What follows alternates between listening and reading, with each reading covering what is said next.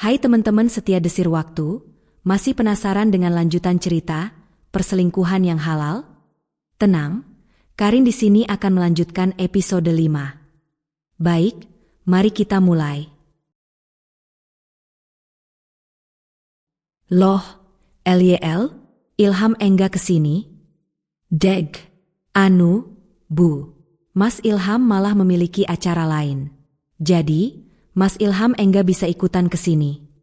Meski sempat menuai kesulitan selama berusaha untuk menjawab, kalimat sahutan untuk Bu Septi masih bisa dituntaskan Lila dengan sempurna. Oh, ya, udahlah, enggak apa-apa. Yang terpenting, kalian berdua enggak sedang kenapa-napa, kata Bu Septi dengan irama memaklumi berkesan dipaksakan. Yah, bagaimana tidak? Sekarang adalah hari libur. Tapi, Ilham tidak bisa datang untuk membantu kepulangan dari Pak Syafi'i. Apakah kesibukan Ilham memang tidak bisa diinterupsi sama sekali? Bu Septi merasa kecewakah kepada Ilham? Jelaslah, mengapa masih harus dipastikan? Dia tidak akan bersikap munafik. Di sini, Bu Septi mengaku merasa tidak dihargai sebagai orang tua, karena selepas Ilham menikah dengan Lila, interaksi antara Ilham dengan Pak Syafi'i dan Bu Septi malah semakin berkurang. Tapi, bisakah Bu Septi berterus terang kepada Lila? Tidak. Jika dilakukan, bisa-bisa malah akan membebani Lila. Baiklah, ada baiknya, urusan Ilham dikesampingkan terlebih dahulu. Mereka harus cepat-cepat berkemas dan mengurus administrasi. Pak Syafi'i sungguh tidak sabar untuk meninggalkan rumah sakit, karena sudah merindukan suasana rumah. Jika mereka tidak kelupaan. Pukul 17.15 WIB, singkat cerita Lila dan Bu Septi sudah selesai mengurus kepulangan Pak Syafi'i dengan lancar. Lalu, selama bernostalgia dengan kediaman orang tua tercinta, Lila tidak ketinggalan untuk sekalian membantu beberes rumah. Membuat Lila sampai merasa kehausan karena aktivitas fisik tersebut. Di dekat meja dapur, Lila sedang menduduki sebuah kursi berbahan dasar plastik dengan sebelah tangan digunakan untuk memegang cangkir. Ketika Bu Septi duduk bersebelahan dengan Lila untuk mengupas buah mangga, Lila memilih untuk menghidupkan suasana, mengobrol ringan bersama sosok ibunda terkasih dengan sesekali menenggak minuman.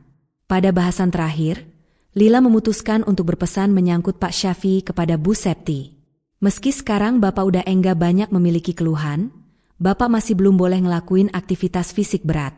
Jadi, Ibu harus rajin-rajin ingetin Bapak. Yah, Ibu tahu sendiri, Bapak kan sering bersikap ngeyel. Jika Bapak kecapean, bisa-bisa kondisi Bapak malah ngedrop dan ngeharusin Bapak untuk dirawat inap lagi. Menatap Lila dengan ubun-ubun setengah mendidih karena sudah frustrasi sekali terhadap kebawelan Lila, Bu Septi masih bersedia untuk repot-repot menegaskan. Iya, Lyl, kamu enggak usah terlalu ngekhawatirin kebiasaan buruk Bapakmu. Insya Allah, kami semua akan selalu kompak untuk ngingetin Bapakmu. Yang dimaksud dengan kami semua adalah Bu Septi, Ardi dan Aini. Tapi, kemana Ardi dan Aini sekarang? Mulai dari habis asyar, Ardi dan Aini melakukan konsultasi dengan Dr. Obgin dan melakoni medical check-up untuk keperluan rencana kehamilan Aini, mengingat mereka sudah menikah selama lebih dari setahun dengan kondisi masih belum dikaruniai keturunan. Memandang sekilas ke arah dinding menuju ruang makan, pukul 17.20 bisa dibilang merupakan angka keramat untuk Lila. Aduh, Bu, udah mau maghrib. Kalau begitu, aku akan balik sekarang, ucap Lila dengan tergesa-gesa. Pada hitungan cepat, minuman Lila sudah dihabiskan. Lalu, Lila beringsut dengan langkah cekatan untuk mencuci cangkir sebelum dikembalikan ke tempat semula. Kepada Bu Septi, Lila meminta maaf karena Lila tidak bisa berlama-lama. Yang tidak kalah buruk, Lila malah sampai melewatkan untuk menyapa Mili, nama dari anak kucing milik Lila, dahulu sempat diselamatkan Lila. Alhamdulillah, Bu Septi bisa memahami. Lila memang sudah bersuami, menjadikan Lila harus memikul tugas-tugas istri. Karena Lila sedang datang bulan, Lila bisa langsung meluncur ke ruangan Ilham tanpa harus mampir ke musola mengingat Lila tengah diharamkan untuk menunaikan ibadah sholat. Jadi, Lila bisa segera meneruskan komitmen untuk menjaga Ilham. Assalamualaikum. Waalaikumsalam. Ketika Lila memasuki kamar Ilham dengan didahului salam, kedua telinga Lila bisa mendengar dua alunan suara laki-laki dengan karakter berbeda, dan masing-masing suara memiliki kekhasan tersendiri. Ada satu kepastian di sini. Lila mengaku merasa familiar dengan kedua suara tersebut. Loh, Mas Ibnu masih di sini? Menoleh ke sumber kedatangan suara, balasan untuk Lila dilantunkan Ibnu dengan diiringi senyuman minimalis. Iya, Eliel. Melihat dengan menggunakan mata kepala sendiri bahwa Lila sudah mendapatkan tempat duduk, Ilham tahu-tahu tergugah untuk ikutan membuka mulut. Ibnu masih di sini karena kebetulan Ibnu sedang senggang. Eliel, aku terus terang seneng banget. Pada saat-saat terburukku, bisa memiliki teman ngobrol selain kamu adalah sebuah nikmat luar biasa. Menatap Ilham, kedua manik mata Lila sampai kelihatan berbinar. Perasaan Lila memang sedang dimanjakan dengan kerindangan. Apakah keberadaan Ibnu sungguh-sungguh berdampak bagus untuk Ilham? Jika benar, kemungkinan besar Lila akan semakin sering merecoki Ibnu. Alhamdulillah, kalau begitu, Mas, dengar-dengar hormon kebahagiaan adalah salah satu kunci kesembuhan loh. Mas, ucap Lila dengan semeringah hingga menjadikan kecantikan Lila bertambah menguar. Mas Ilham butuh bantuan aku untuk memohon sama Mas Ibnu, supaya Mas Ibnu lebih sering datang ke sini enggak? Aduh, Eliel, mengapa kamu berlebihan sekali? Meski kamu enggak sampai mohon-mohon sama aku akan terus memelihara silaturahmiku dengan Ilham, kata Ibnu dengan badan sudah setengah diputar dan tatapan diarahkan kepada Lila. Agak salah tingkah. Tiap berinteraksi dengan Lila, entah mengapa kebiasaan hemat berbicara Ibnu selalu menghilang otomatis. Masih terus saling berbalas tatapan dengan Ibnu, suara Lila terdengar renyah sekali selama sedang menimpali dengan nada akrab. Masya Allah, Mas.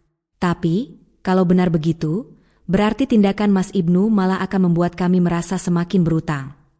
Menatap Lila dan Ibnu dengan teknik bergantian, entah mengapa dada Ilham tahu-tahu sudah memanas.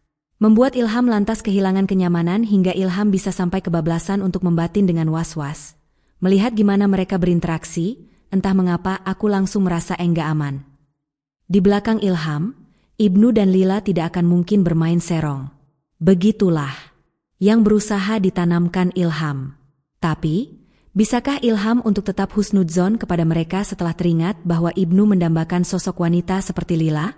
Entahlah. Misalkan Ilham memutuskan berjaga-jaga dengan mencarikan calon istri untuk Ibnu. Bolehkah?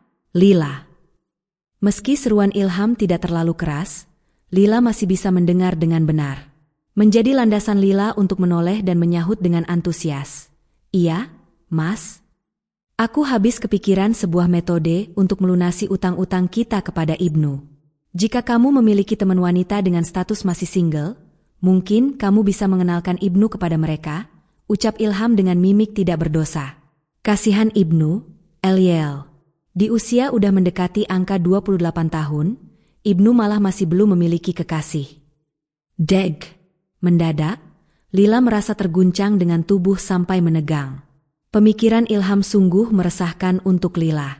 Merelakan Ibnu untuk dimiliki seseorang, bagaimana bisa susah sekali untuk dilakukan Lila? Mas Ibnu, menikah? Mengapa hatiku seperti enggak siap? Mau cepat atau lambat, menyempurnakan separuh agama kapan memang merupakan wewenang Ibnu dan Lila tidak berhak untuk menghalang-halangi maupun melarang-larang. Ketika Lila merasa sudah terlalu lama terdiam, Lila memilih untuk mengusaikan keheningan dengan berucap menggunakan intonasi cenderung berantakan, aku bukan enggak mau mengenalkan Mas Ibnu kepada mereka, Mas. Yang menjadi masalah, rata-rata mereka masih mau fokus ngejar karir mereka. Misalkan aku tetap maksain untuk mengenalkan Mas Ibnu sama mereka, bisa-bisa Mas Ibnu malah berakhir kecewa. Menatap Ibnu dengan menggunakan sorot mata bersalah, bibir atas dan bibir bawah Ilham sama-sama bergerak dengan luwes selama menuturkan, Yah, NU. Aku dan Lila belum bisa ngebales kebaikanmu. Udahlah, Ham. Aku enggak masalah. Di rumah, masalah, kapan Ibnu akan menikah, terus-menerus dibahas Bunda Arumi. Di rumah sakit, Ilham malah ikut-ikutan sekalian. Moga kepala Ibnu tidak sampai meledak. Meski sekarang Ibnu sebatas bergeming, sebuah sugesti diam-diam sudah diterbitkan Ibnu dengan mutlak. Ayolah, NU, bertahanlah dan bersabarlah. Aku enggak mematok target khusus.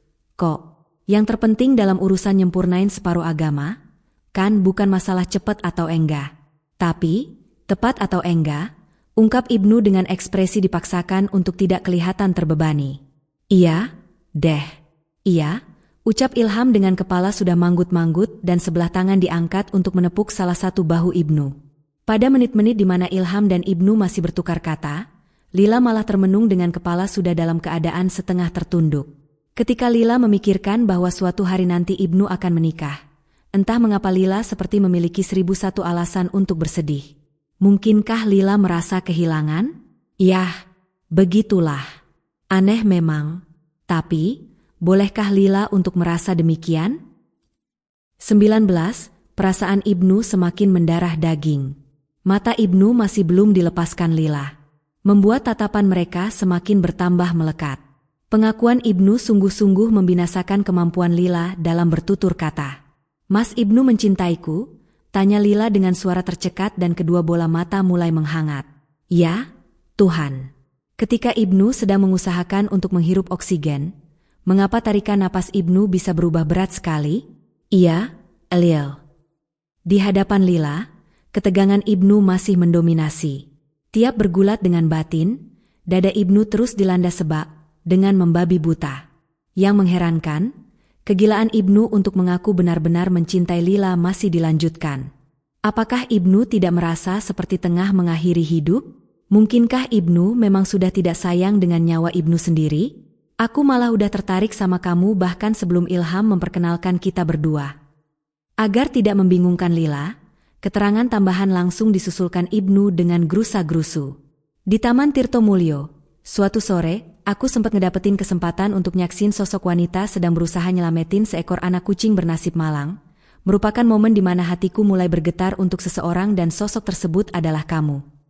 Mulut Lila sudah bercelah, tetapi sepatah kata apapun masih belum meluncur dari sana.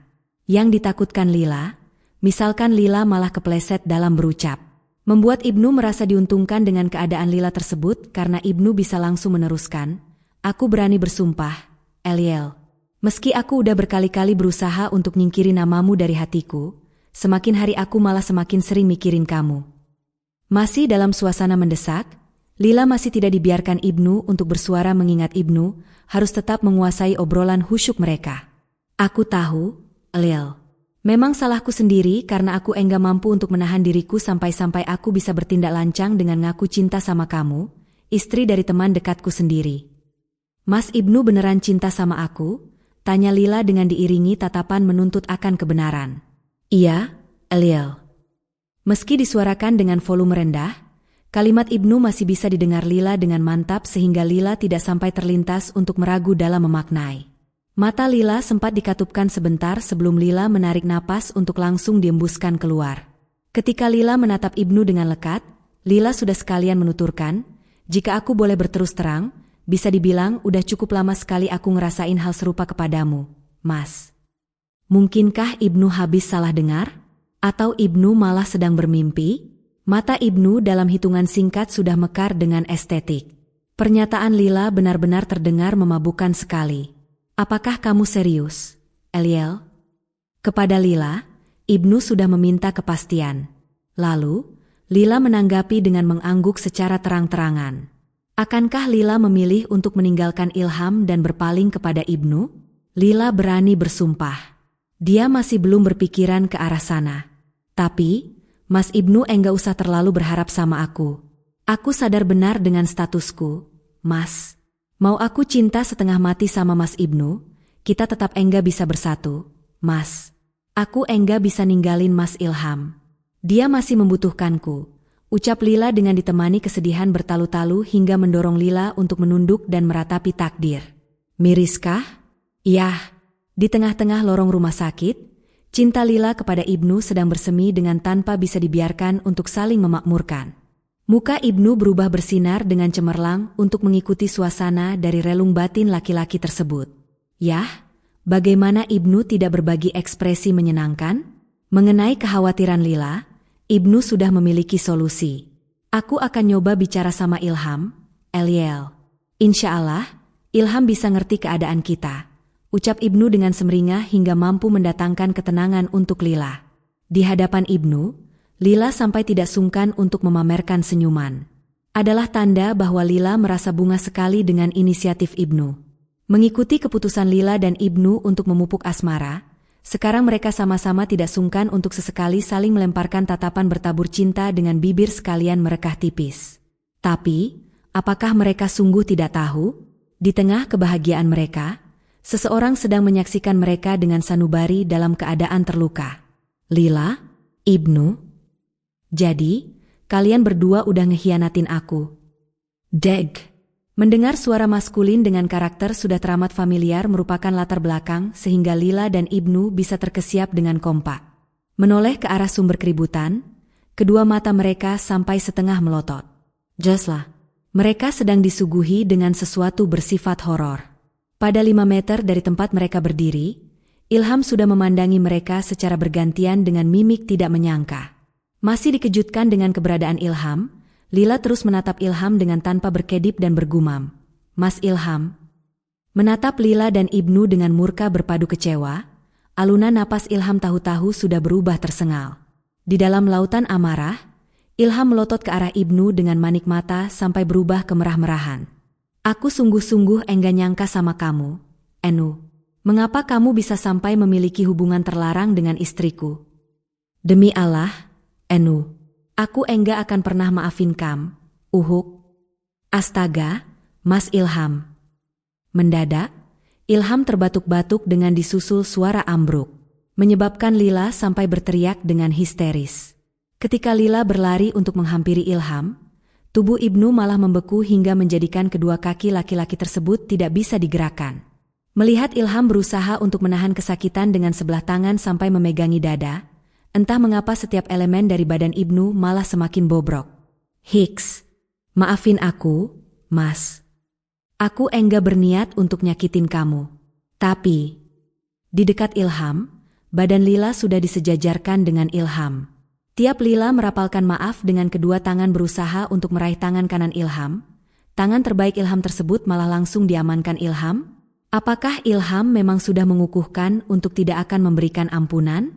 Udahlah, Lil. Meski kalian sampai berlutut dan ngemis kepadaku untuk dapetin maaf dariku, aku tetap enggak akan ngampunin kau. Di dalam dekapan Lila, Ilham sudah dalam keadaan lemas sebelum berakhir dengan kehilangan kesadaran. Pipi Ilham lantas ditepuk Lila secara berulang. Karena Ilham terus-menerus tidak bereaksi, Lila beralih untuk sekalian mengguncang-guncangkan tubuh Ilham. Tapi, nyatanya, yang didapatkan Lila masih tetap sama. Mas Ilham. Mendekat kepada Lila dan Ilham dengan mengantongi ridho dari Sang Ilahi, mengecek napas Ilham dengan tergesa-gesa langsung dilakukan Ibnu untuk mengetahui apakah nyawa Ilham masih menyatu dengan raga Ibnu atau malah sudah melayang. Innalillahi wa inna ilaihi raji'un. Ketika Ibnu sudah rampung melafalkan bacaan istirja, Lila langsung menggeleng dengan kedua sudut mata sekaligus mengeluarkan cairan kesedihan bercita rasa asin. Menangis dengan histeris. Masih belum menyerah untuk mencoba membangunkan Ilham. Lalu, bagaimana dengan Ibnu? Masih mengalami syok dengan kedua bola mata sama-sama basah. Ya, Tuhan.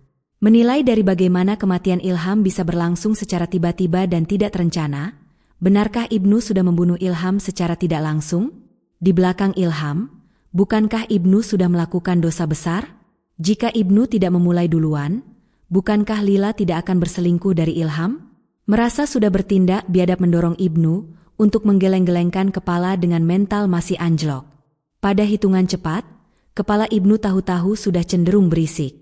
Membuat Ibnu seperti sedang diteriaki, pembunuh, dengan teramat brutal. Tidak. Mata Ilham membuka tangkas dengan dibarengi suara gelagapan. Mirip seperti habis menyelami kolam renang. Di dalam 1 menit sama, badan atas Ibnu sudah ditegakkan. Membuat Ibnu berakhir duduk dengan kedua kaki tetap lurus. Astagfirullahaladzim. Ketika Ibnu beristighfar dengan kedua kelopak mata dilkatupkan, tangan kanan Ibnu sempat diangkat dengan bagian telapak digunakan untuk mengusap wajah. Di atas kasur, Ibnu lantas tercenung dengan mulut dalam kondisi dibekap rapat menggunakan satu tangan sementara kedua netra Ibnu sudah beralih menerawang entah kemana. Mengapa aku bisa sampai mimpiin Lila dan Ilham? Meski enggak nyata, aku tetap merasa berdosa sekali kepada Ilham. Adakah saran bersifat solutif untuk Ibnu? Dia tidak boleh begini terus. Mau sampai kapan Ibnu akan mengharapkan Lila? Mending Ibnu menempuh langkah spiritual dengan meminta tolong kepada Sang Khalik. Mengadu kepada Yang Maha membolak-balikan setiap sanubari manusia. Allah Subhanahu wa Ta'ala.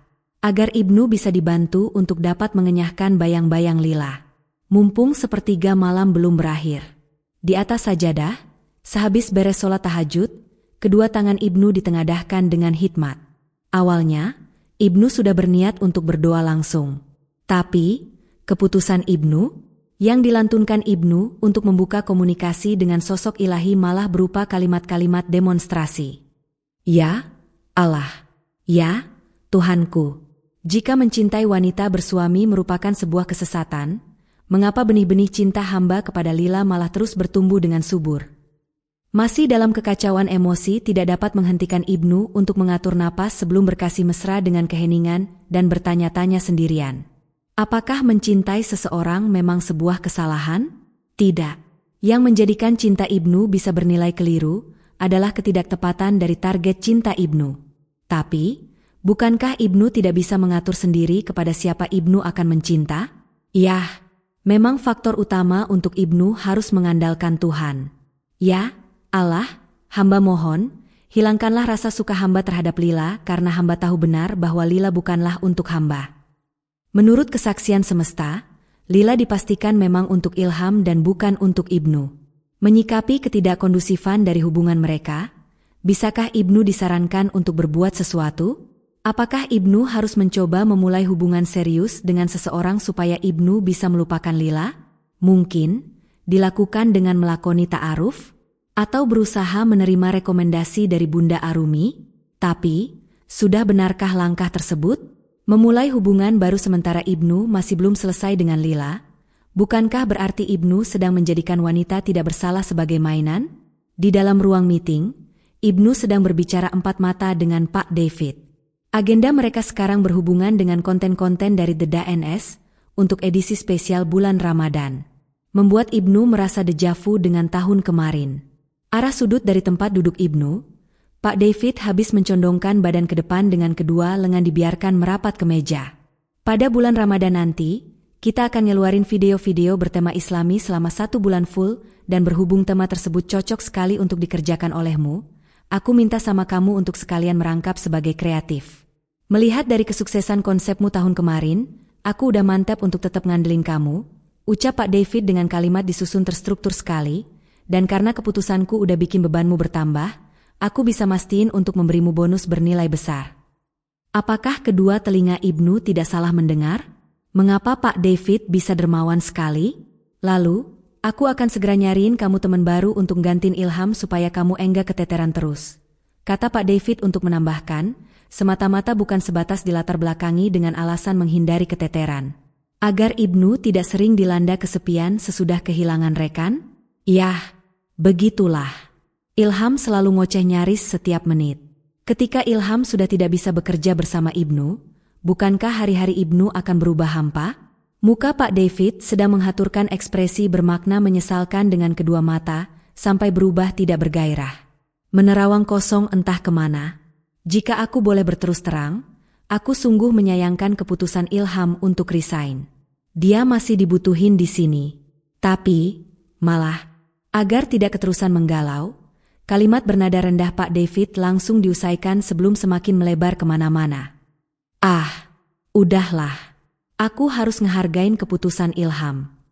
Meski tidak mengenakan, Pak David memang harus bisa menerima kenyataan. Tapi, salahkah apabila Pak David masih kepikiran dengan Ilham? Mengetahui bahwa Ilham habis menikah secara mendadak dengan tanpa mengundang orang-orang dari keluarga The DNS, entah mengapa Pak David sampai sekarang masih merasa tidak sreg. Mendorong Pak David untuk menoleh dan menatap Ibnu dalam rangka bertanya, tapi, NU, omong-omong mengenai Ilham, apakah Ilham enggak berniat untuk menggelar acara resepsi? Maaf, Pak, Ilham sendiri masih belum memberitahu, ucap Ibnu. Mana berani untuk berterus terang tentang kondisi Ilham. Dia sudah berjanji kepada Ilham untuk tidak akan berkoar-koar. Yah. Pak David merasa dikecewakan. Mengapa Pak David harus dihadapkan dengan atmosfer tidak menguntungkan? Mungkinkah Pak David memang ditakdirkan untuk merepotkan Ibnu? Aku udah nyiapin sesuatu untuk Ilham loh, NU, kata Pak David, mengharapkan Ibnu berkenan untuk berperan, dan berhubung Ilham udah enggak bisa kesini, boleh kutitipin sama kamu enggak? Iya, Pak, boleh. Memulai dengan menyatakan kesediaan untuk membantu Pak David, Ibnu memilih untuk tidak berbagi informasi kepada Pak David mengenai kapan Ibnu akan bertemu dengan Ilham. Agar tidak mengundang huru-hara. Meski Ibnu akan langsung mampir ke rumah sakit tempat Ilham dirawat, yah, begitulah. Karena Ibnu sudah berkomitmen untuk tidak membocorkan masalah kesehatan Ilham. Alasan Ilham memutuskan untuk resign. Di depan kamar Ilham, Ibnu sudah menciptakan ketukan. Lalu, karena tidak memperoleh sahutan dan mendapati akses ke kamar Ilham dalam kondisi bercelah, keputusan Ibnu adalah langsung menyelonong masuk. Tapi, kenapa sepi sekali? Membuat langkah Ibnu berubah meragu hingga berakhir dihentikan. Melihat brankar dan sofa dengan kedua telinga sekalian mendengar suara berisik dari toilet, sebuah kesimpulan lantas ditarik Ibnu dengan kemantapan bertingkat tinggi. Pantaslah. Lila sedang tidur sementara Ilham sedang ke toilet. Di samping sofa tempat Lila sedang beristirahat, kedua netra Ibnu terus digunakan untuk menatap Lila dengan dipenuhi empati.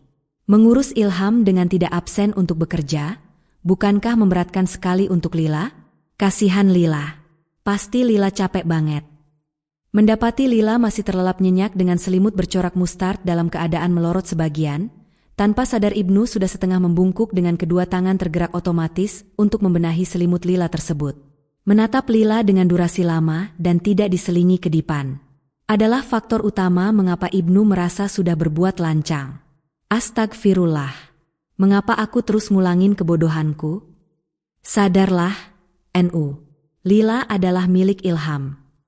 Mumpung kelancangan Ibnu belum diketahui siapapun, Ibnu berusaha untuk mengembalikan kewarasan, cepat-cepat menegakkan badan dengan kedua mata sampai refleks mengerjap. Lalu, selang kurang dari 5 detik, suara benda berderit langsung membuahkan ketegangan berlebih.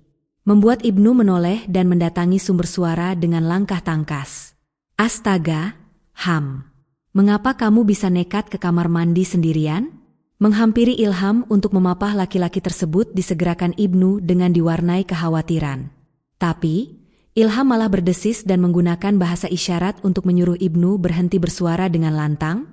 Aduh, NU, kecilin suaramu, kata Ilham dengan heboh sendiri untuk menginstruksikan ulang. Ketika Ibnu sudah mengindahkan kemauan Ilham dengan sekaligus memapah Ilham ke arah brankar, Ilham malah masih repot-repot menambahkan, aku tahu benar. Lila sering kecapean karena harus terus bekerja sekaligus ngerawat aku. Melihat Lila bisa tidur dengan nyenyak, aku sampai enggak tega untuk bangunin Lila. NU. Apakah Ibnu mampu untuk memahami Ilham? Ya. Di tengah kondisi lingkungan kurang mendukung beserta fisik dan batin sama-sama kelelahan, keberhasilan Lila untuk terlelap merupakan sebuah keberuntungan langka. Baiklah, kata Ibnu dengan kedua sudut bibir dipaksakan untuk ditarik sedikit. Aku bisa ngertiin kebucinanmu.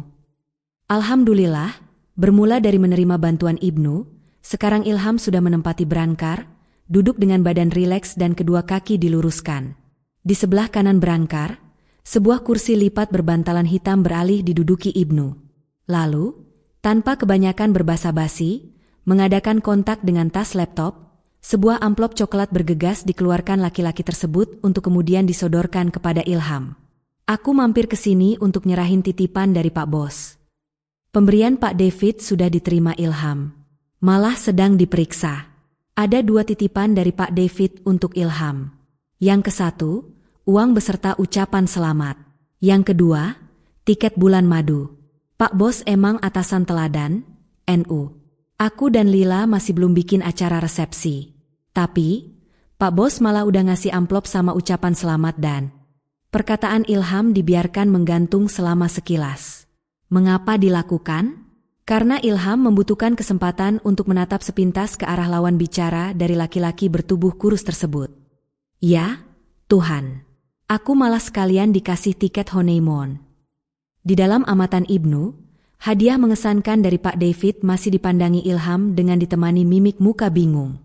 Menatap Ibnu, Ilham tahu-tahu sudah menawarkan dengan mantap, apakah kamu berminat untuk gantiin aku, NU? Mata Ibnu mengembang seketika. Aku dan Lila berbulan madu? Begitukah? Ya, Tuhan.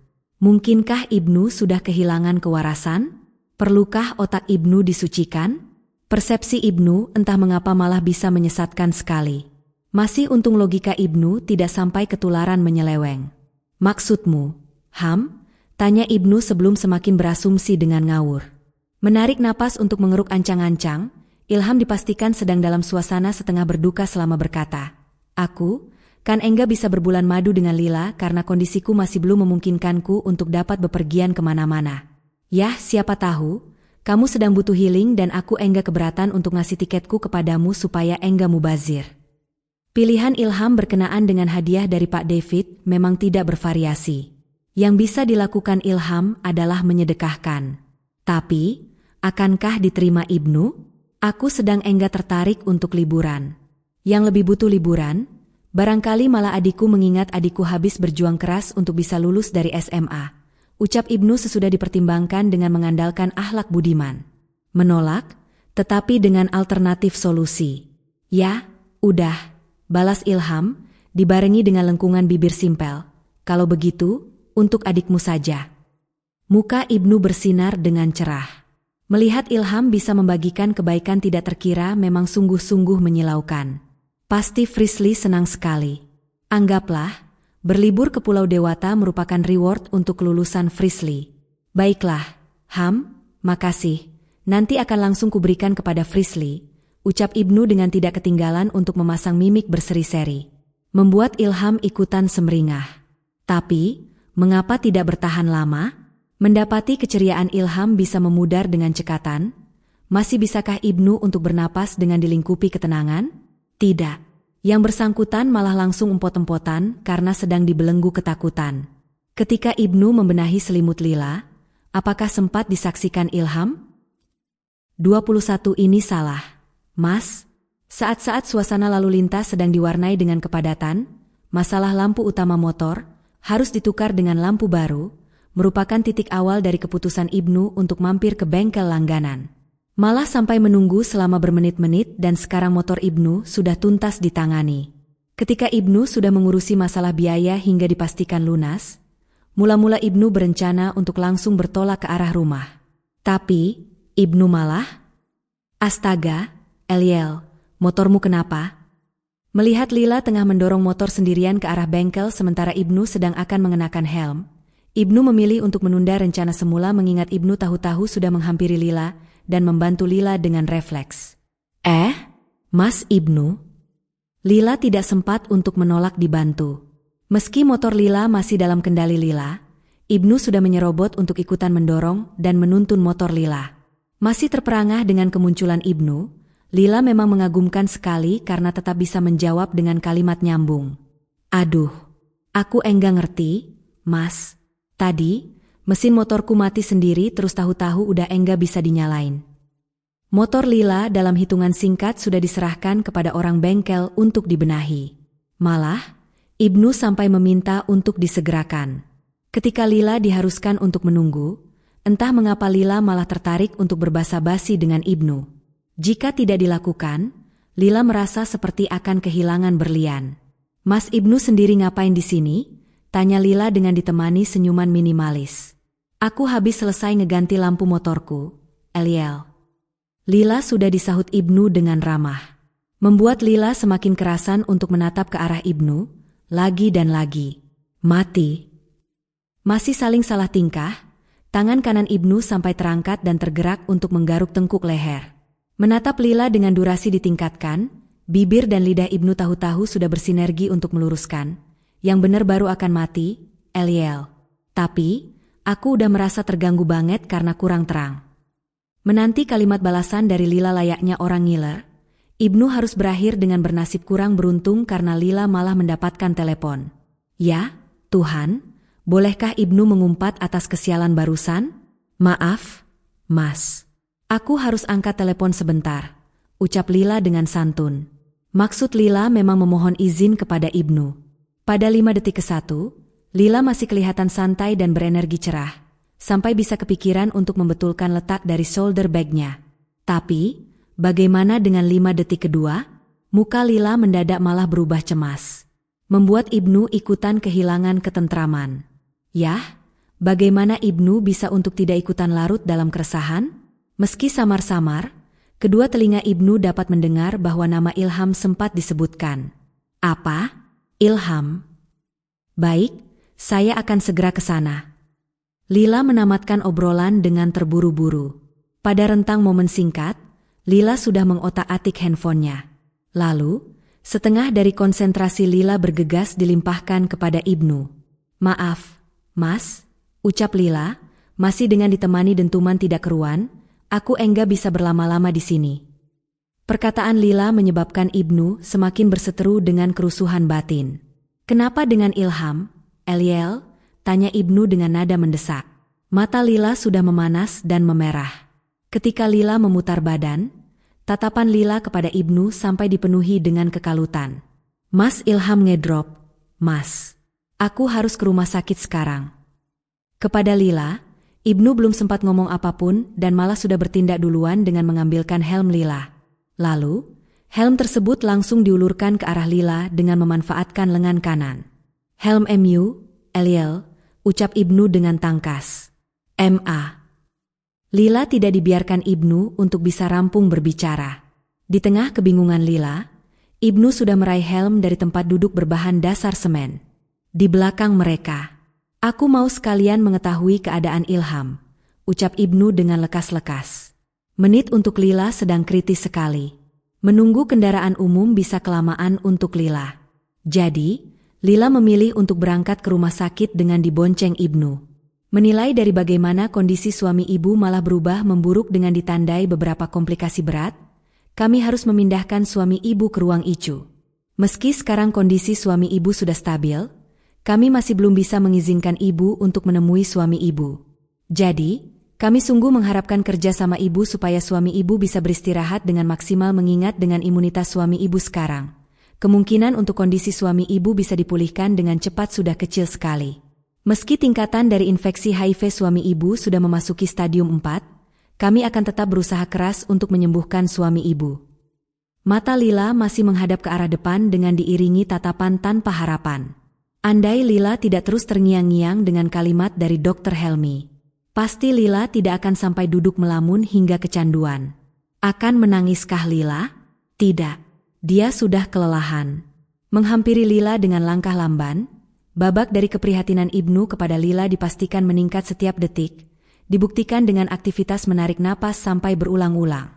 Melihat Lila sedang lemas dan tidak memiliki semangat hidup, bagaimana Ibnu bisa tidak merasa teriris?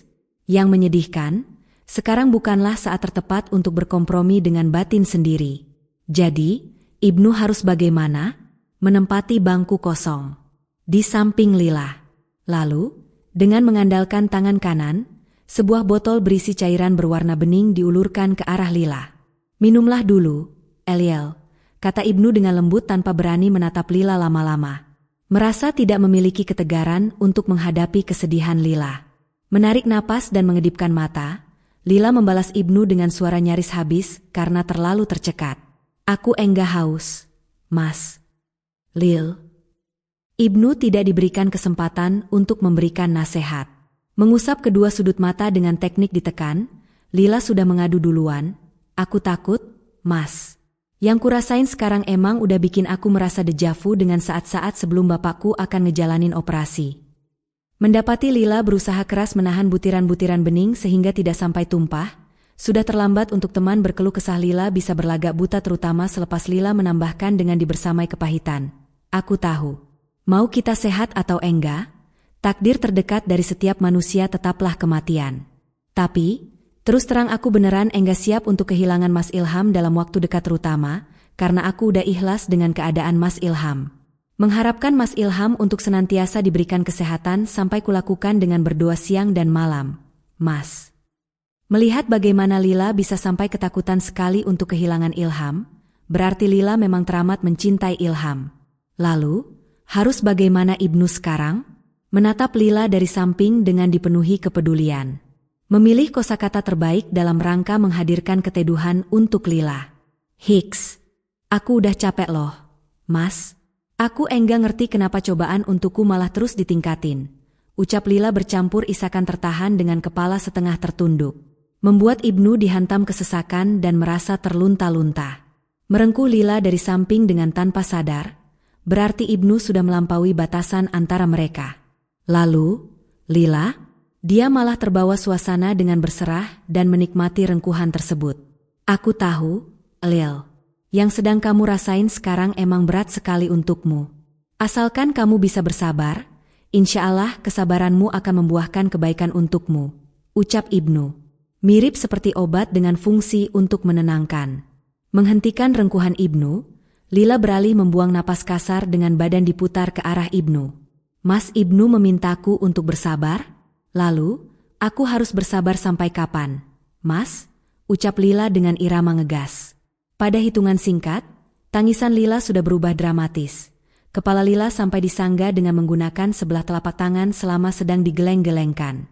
Lalu, dengan volume suara nyaris tidak bersisa, Lila sudah sekaligus merintih. Aku udah hopeless.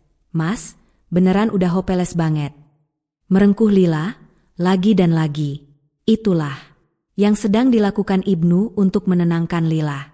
Astaga, Lila, haram untuk kita berputus asa dari rahmat Allah. Allah bukan enggak dapat memahami keinginanmu, Eliel. Tapi, alhamdulillah, kesalahan serupa tidak ditorehkan Lila. Meski tengah dalam keadaan teringkih, rengkuhan kedua dari Ibnu tidak lantas diterima Lila dengan ramah. Lila malah langsung mendorong tubuh Ibnu dengan menggunakan tenaga besar. Membuat Ibnu sempat terhuyung ke arah belakang. Astagfirullah, Mas, kenapa Mas Ibnu malah memelukku? Ketika Ibnu masih berusaha untuk mengumpulkan kewarasan, Lila sudah memeluk dan mencengkeram lengan sendiri sebelum menegur Ibnu dengan lantang.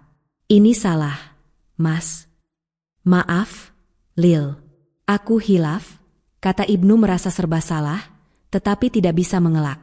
Merengkuh Lila memang sebuah kesilapan. Melihatmu dalam kondisi rapuh begini, terus terang aku enggak tega sama kamu hingga tanpa sadar aku malah udah memelukmu dengan lancang.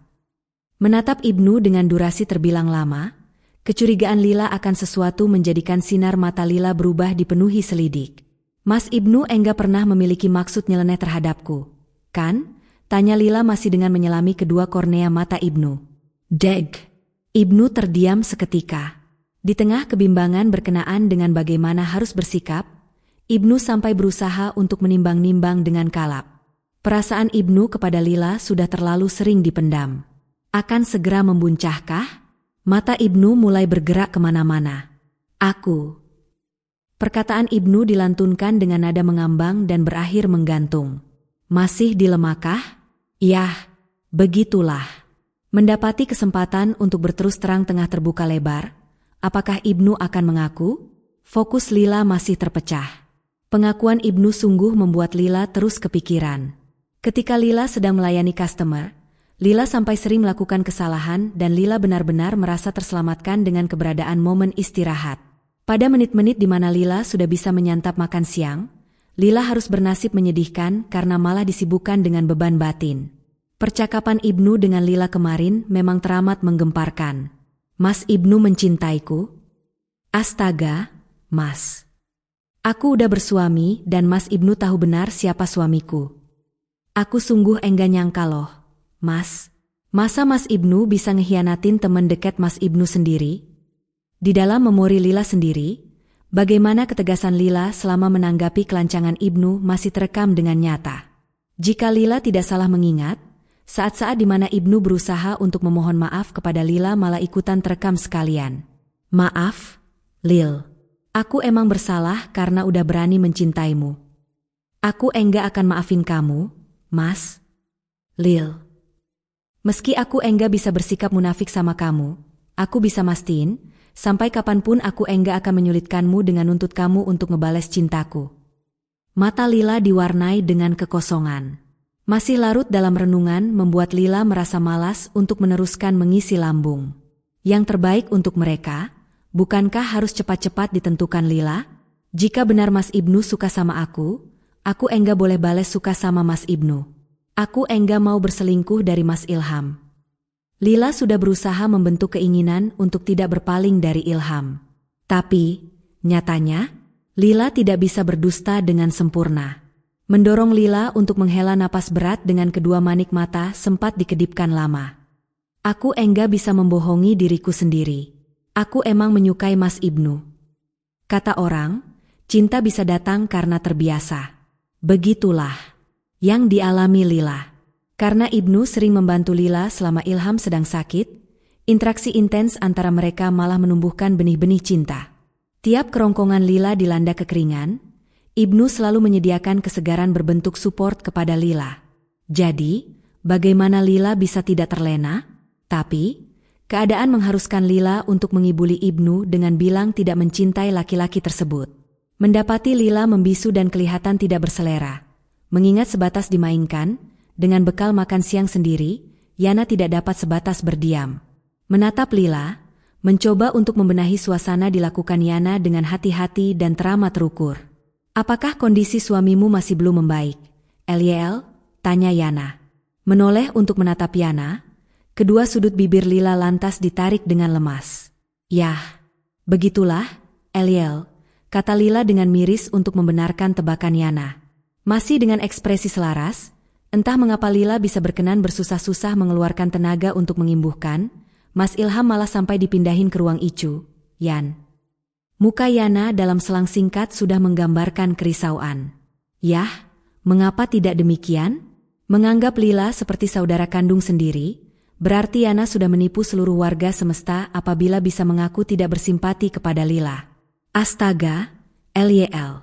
Jika suamimu sampai dipindahin ke ruang Icu, berarti keadaan suamimu. Memeluk Lila dengan segera adalah salah satu bentuk dukungan Yana kepada Lila sebelum dilengkapi dengan menyemangati Lila hingga mendoakan Ilham. Mudah-mudahan Allah segera memberikan kesembuhan untuk suamimu, ungkap Yana dengan kedua tangan sekalian dikerahkan untuk mengelus sudut bahu Lila. Amin, makasih, Yan. Apakah Lila merasa bersyukur memiliki Yana? Jelaslah. Jika tidak, maka Lila tidak akan selalu merespons Yana dengan bersahabat. Di dalam hati, Lila malah sudah bersumpah. Misalkan Yana suatu hari tertimpa musibah, Lila akan beralih menopang Yana. Ketika Lila keluar dari ruang Icu karena suami dari Lila tersebut sedang terlelap sementara Lila berkeinginan untuk mencari suasana berbeda, Lila malah langsung dihadapkan dengan kedatangan sosok tamu tidak diundang. Membuat Lila tidak ragu-ragu untuk meluncurkan tatapan tidak suka. Mas Ibnu ngapain datang ke sini? Lila bertanya dengan nada ketus dan kedua tangan dilipat. Mental Ibnu dipastikan sudah menyusut seketika. Masih beruntung lidah Ibnu tidak sampai berubah kram. Jadi, Ibnu tetap bisa bersuara. Meski dengan suara tidak terlalu mantap. Aku datang ke sini untuk melihat keadaan Ilham, Lyl. Masih mengucurkan tatapan menusuk, Lila tidak butuh berpikir lama untuk bisa membalas dengan sarkasme. Yakin, Mas? Mas Ibnu mampir ke sini emang untuk melihat Mas Ilham dan bukan untuk melihatku. Lyl. Mendapati Ibnu akan mengukuhkan kebenaran, Lila sudah menyela duluan dengan berseru, aku udah bilang, kan, Mas. Mulai dari kemarin, udah haram untukmu datang ke rumah sakit. Lila masih belum memberikan kesempatan kepada Ibnu untuk bisa berbicara. Please, Mas, hentikanlah kepalsuanmu terhadap Mas Ilham. Melihat Lila tiba-tiba berpaling muka dengan hati masih dalam kondisi keras, keputusan Ibnu adalah meladeni Lila dengan menggunakan kalimat menohok. Aku tahu, Lyl. Aku udah bikin kamu enggak nyaman hingga membuatmu sampai harus bersikap kekanak-kanakan begini. Tapi, aku sungguh enggak bisa ngatur cintaku untuk siapa. Lila merasa tertampar. Menjadi latar belakang sehingga tatapan Lila disegerakan untuk dialihkan kepada Ibnu.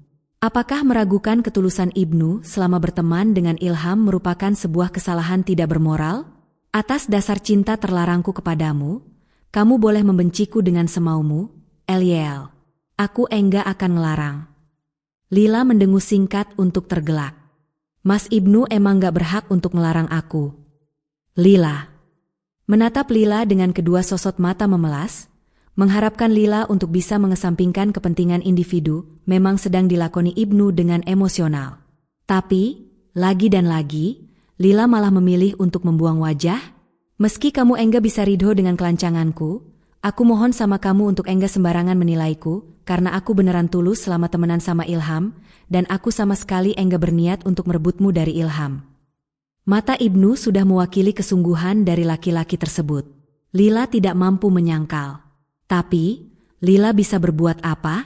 Ya, Tuhan, bukankah menyesakkan sekali? Menurut Lila, menjauh dari Ibnu sudah merupakan keputusan terbaik. Maaf, Mas. Meski kamu ngebujuk aku dengan gunain metode apapun, aku tetap enggak akan izinin kamu untuk bertemu dengan Mas Ilham. Menghindari risiko terburuk adalah caraku untuk ngelindungin rumah tanggaku, ucap Lila hingga membuat Ibnu merasa terusir. Karena Lila masih tidak merestui Ibnu untuk bertemu dengan Ilham, Ibnu tidak bisa bertindak apapun selain mengalah kepada Lila dengan memilih bertolak meninggalkan rumah sakit. Meski harus diiringi dengan kesenduan?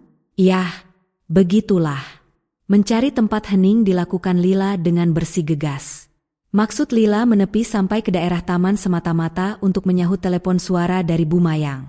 Di sana, kualitas signal memang sungguh mendukung untuk Lila bisa bercakap-cakap bersama mama mertua tercinta dengan menggunakan teknologi nirkabel tanpa harus khawatir akan terputus.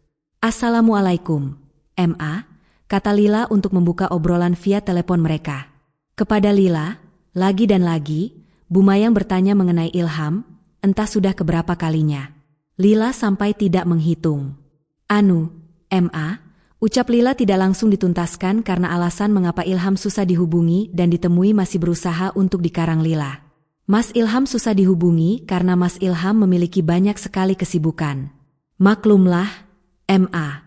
Agenda Mas Ilham langsung meningkat mengingat bulan Ramadan udah semakin dekat. Lila sampai enggak berani untuk gangguin Mas Ilham. Ma. Meski terus diliputi ketegangan, Lila tetap menanggapi Bu Mayang dengan irama meyakinkan. Moga Bu Mayang tidak berpikiran curiga. Itulah yang diharapkan Lila setiap mengecoh kedua orang tua Ilham dalam usaha Lila untuk menyembunyikan keadaan Ilham. Iya, Ma, nanti Lila sampaikan kepada Mas Ilham. Mengembuskan napas dengan dibersamai kelegaan merupakan titik akhir dari kecemasan Lila.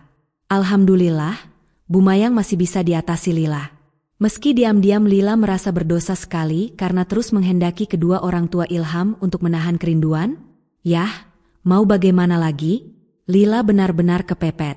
Panggilan Bu Mayang kepada Lila tidak berlangsung lama. Jadi, Lila bisa balik ke ruang Icu untuk menemani Ilham. Ketika Lila sudah bersama Ilham, entah kebetulan atau bukan, Ilham malah bertanya mengenai tema terhangat. Apakah kedua orang tuaku masih sering nanyain aku, Eliel? Deg. Melihat bagaimana ekspresi Ilham bisa cenderung memprihatinkan, mustahil sekali untuk Lila dapat berdusta. Masih, Mas, kata Lila dengan nada lemas. Jika Ilham sampai ikutan terkena dampak dari bahas isyarat untuk letihan Lila, bukankah bisa merugikan Lila? Ya, Tuhan. Lila tidak bisa membiarkan. Mengharuskan Lila untuk dapat menghindarkan Ilham dari hawa-hawa bernilai negatif. Tapi, Mas Ilham enggak usah khawatir. Aku akan tetap ngerahasiain kondisi Mas Ilham. Ucap Lila tidak sampai berselisih lama dengan dibumbui keceriaan bohong-bohongan. Meski sedang susah bernapas hingga harus mengenakan selang oksigen, keinginan Ilham untuk berkata-kata seperti mendongeng tetap direalisasikan. Makasih, Lil. Jika imbalan dari kebiasaan burukku sampai ke telinga kedua orang tuaku, mereka bisa kecewa banget sama aku. Dan bahkan, aku malah akan sekalian membuat mereka menanggung malu dan mencoreng nama besar mereka. Mengelus tangan Ilham, tatapan Lila kepada Ilham semakin dilembutkan.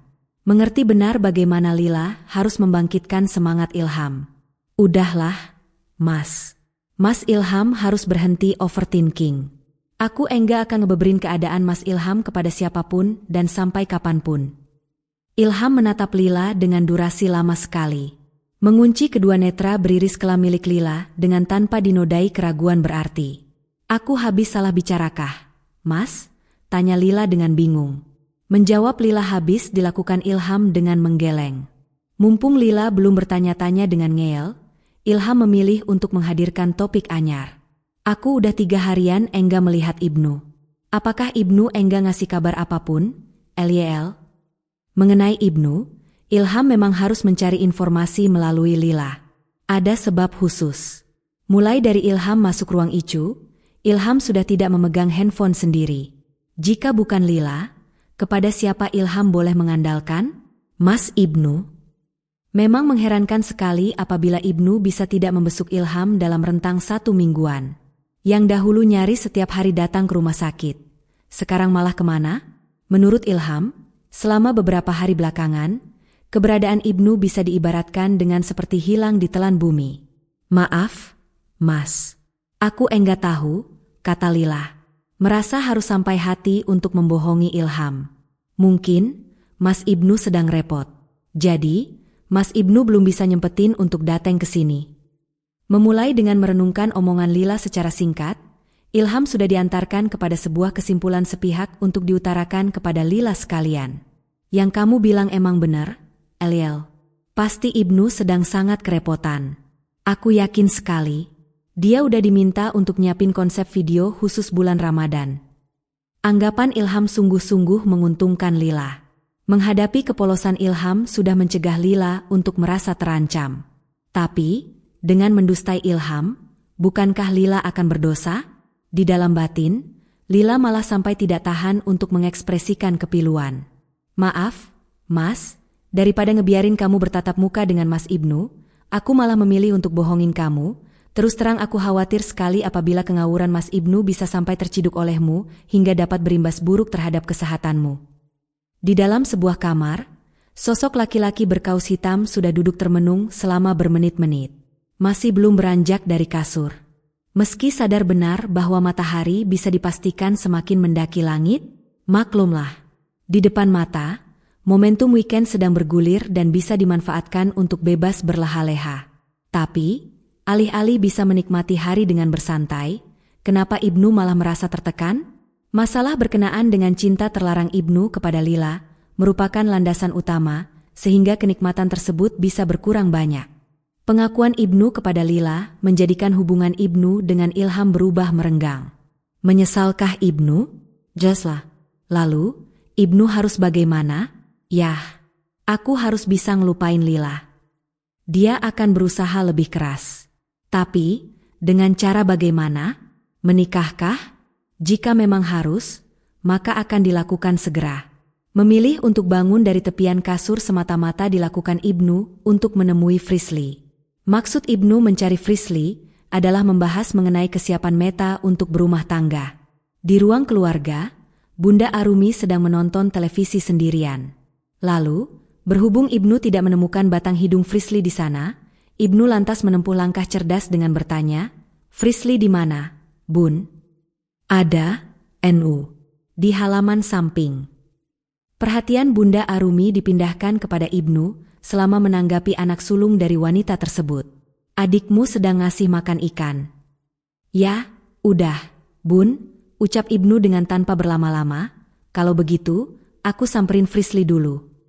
Di halaman samping, Frisly benar-benar sedang bermesraan dengan sebuah kolam berketinggian 30 cm untuk menyapa ikan-ikan kesayangan milik wanita berdarah muda tersebut.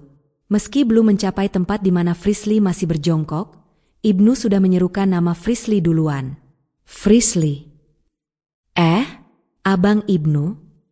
Merasa akan dihampiri Ibnu, kedua kaki Frisly langsung ditegakkan. Mulai dari mereka sudah sama-sama berdiri dengan saling berhadapan, Ibnu memutuskan untuk langsung berbicara to the point. "Aku mau nanyain masalah Meta." "Bersemu." "Masih penasaran gimana kelanjutannya? Pantengin terus Desir Waktu agar tidak ketinggalan episode selanjutnya. Jangan lupa subscribe dan nyalakan tombol notifikasinya agar dapat update konten menarik dari Desir Waktu. Terima kasih.